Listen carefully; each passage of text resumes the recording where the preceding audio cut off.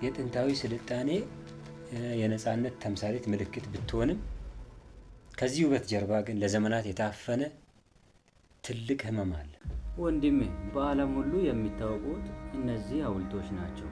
ግን ለምንድነው የሰዎቹን ህመም ማንም የማይናገር? ታውቃለህ፣ የመጀመሪያዎቹ ሰሃቦች ወደ ኢትዮጵያ ሲመጡ አክሱም የነጻነት የፍትህ ሀገር ነበር። እዛው ከተማ አሁን ሙስሊሞች መስጂድ መስራት አይፈቀድላቸው። እንዴት መስጂድ መገንባት አይፈቀድም? መሬቱ እኮ የሁላችንም ነው። አዎ፣ ግን ቅድስት ከተማ ናት በሚል ምክንያት የእምነት ነጻነት በግድ ተከልክሏል።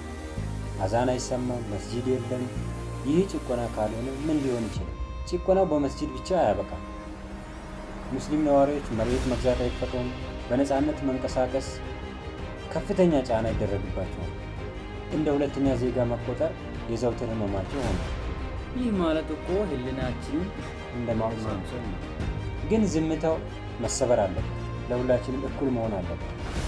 ፍትህ ማለት ለአንዱ ሰጥቶ ለሌላው መንሳት ማለት አይደለም። እንግዲያውስ መብታችን እንዲከበር ድምጻችን እንዲሰማ እንጠይቃለን። በትክክል ኢትዮጵያዊነት ማለት መቻቻል ብቻ ሳይሆን አንዱ ለአንዱ መብት መከበር፣ አብሮ መቆምን ነው። ይህ የአክሱም ሙስሊሞች ድምፅ ነው። ለፍትህና ለእኩልነት እንቁም። ለፍትህና ለእኩልነት ድምፅ እንሁን። ሙስሊም ከሆንክ የሙስሊሞች ነገር ሊያሳስብ ይገባል። የአክሱም ከተማ ሙስሊሞች መላው የኢትዮጵያ ሕዝብ ድምፅ እንዲሆናቸው ይድረሱልን ተማጽኖ እያቀረቡ ይገኛሉ። በትግራይ ክልል በአክሱም ከተማ የሙስሊም ሴት ተማሪዎች ሂጃብ ካላወለቃችሁ አትማሩም በመባላቸው ከአንድ ዓመት በላይ ከትምህርት ገበታ ውጪ ሆነው መቆያታቸው ይታወቃል። ጉዳዩ አሁን ላይ መፍትሄ ከማግኘት ይልቅ በአካባቢው ሙስሊሞች ላይ ሌላ አደጋ መደቀኑ ተገልጿል።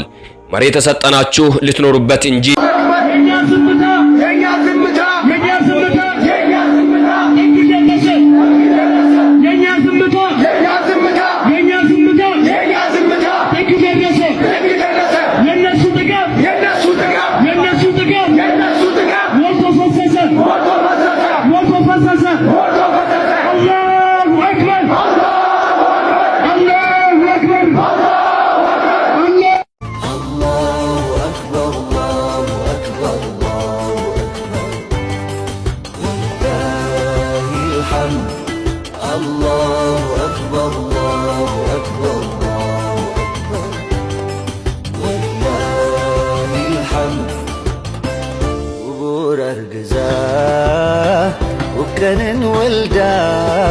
على الداعي بإيماني على الإسلام رباني سأعلي رايتي دوما سأعلي رايتي دوما وأحمي صف إخواني وأحمي صف إخواني على الداعي بإيماني